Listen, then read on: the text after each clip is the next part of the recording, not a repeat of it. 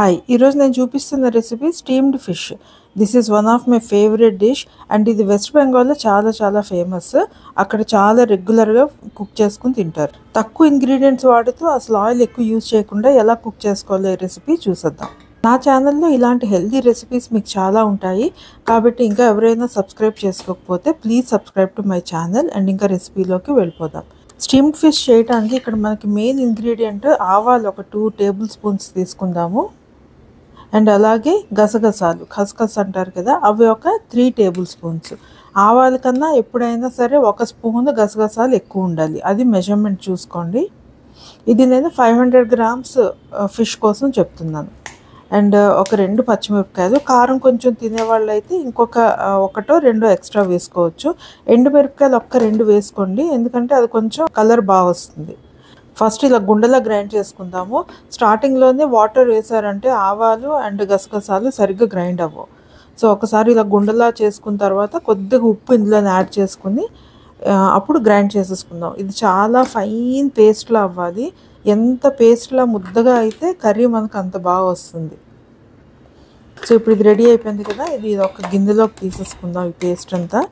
ఇందులో కొంచెం పసుపు అండ్ చాలా తక్కువ ఆవ నూనె వాడండి, దీనికి బాగుంటుంది. లేదు మీకు ఆవ నూనె నచ్చదు అనుకుంటే గ్రౌండ్నట్ ఆయిల్ అయినా నువ్వుల నూనె అయినా మీ ఇష్టం, ఏదైనా వాడచ్చు.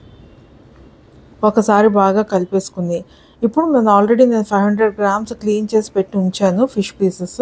వాటికి ఈ పేస్ట్ అప్లై చేసేసి ఇలా పక్కన పెట్టి కాసేపు వదిలేద్దాం.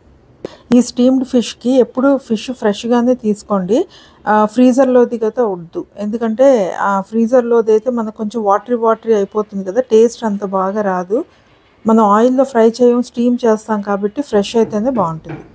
సో ఇలాగ వెడల్పు గిన్నె ఒకటి తీసుకొని అందులో వాటర్ వేసేసి కాస్త వేడి అవ్వనిద్దాము. ఈలోగా ఇలాంటి టిఫిన్ బాక్స్ ఒకటి తీసుకోండి, ఇంట్లో ఉంటే హ్యాండిల్ ఉన్నదైతే మనకి కుకింగ్ తర్వాత కూడా తీసుకోవడం ఈజీ అవుతుంది. అడుగుని పీసెస్ అన్నీ మ్యారినేట్ చేసి ఉంచాం కదా, ఆ పీసెస్ అన్నీ పెట్టేద్దాం నీట్గా, ఇంక్లూడింగ్ పేస్ట్ పైన సర్దేసేయండి. పేస్ట్ ఇలా వేసి కిందన మొత్తం అంతా బాగా స్ప్రెడ్ చేసేసిన తర్వాత అదే గిన్నెలో కొంచెం వాటర్ తీసుకొని పైనుంచి అలా వేసేయండి.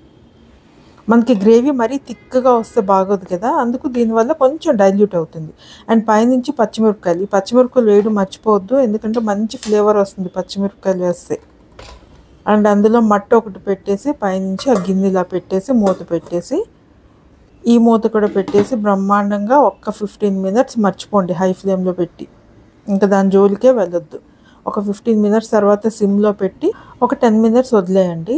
ఇలాగ మూతకి కానీ హోల్ ఉంటే అక్కడ క్లో ఒకటి పెట్టేసుకోండి, స్టీమ్ బయటకు రాకుండా ఉంటుంది. అండ్ ఆఫ్టర్ ½ అన్ అవర్ తర్వాత నేను మూత తీసి జస్ట్ ఇలా లిడ్ ఓపెన్ చేసి చూస్తే వావ్ ఎంత బాగా వచ్చిందంటే చాలా బాగా వచ్చింది. ఇది చాలా టేస్టీగా ఉంటుంది, ఒకసారి ట్రై చేయండి, ఎక్సలెంట్గా ఉంటుంది, చాలా బాగుంటుంది. సో ఇప్పుడు ఇది మాత్రం ఫిష్ చాలా డెలికేట్గా ఉంటాయి, ఇందులో మనం గరిటె పెట్టి తీసినప్పుడు కొంచెం జాగ్రత్తగా తీసుకోండి, కొంచెం బ్రేక్ అయ్యే ఛాన్సెస్ ఎక్కువ ఉంటాయి, డెలికేట్గా ఉంటుంది, స్టీమ్ అవుతాయి కదా. సో చూడండి ఇప్పుడు నేను ఒక పీస్ తీసినప్పటికి బ్రేక్ అయిపోయింది, అలా బ్రేక్ అయ్యే ఛాన్సెస్ ఉంటాయి. అండ్ సర్వ్ చేసేసుకోవడమే అంతే. ఇది రైస్లోకి బాగుంటుంది, రోటీలో కూడా బాగుంటుంది. సో ఈజీగా ప్రిపేర్ చేసేసుకోవచ్చు కదా steamed Bengali style fish curry.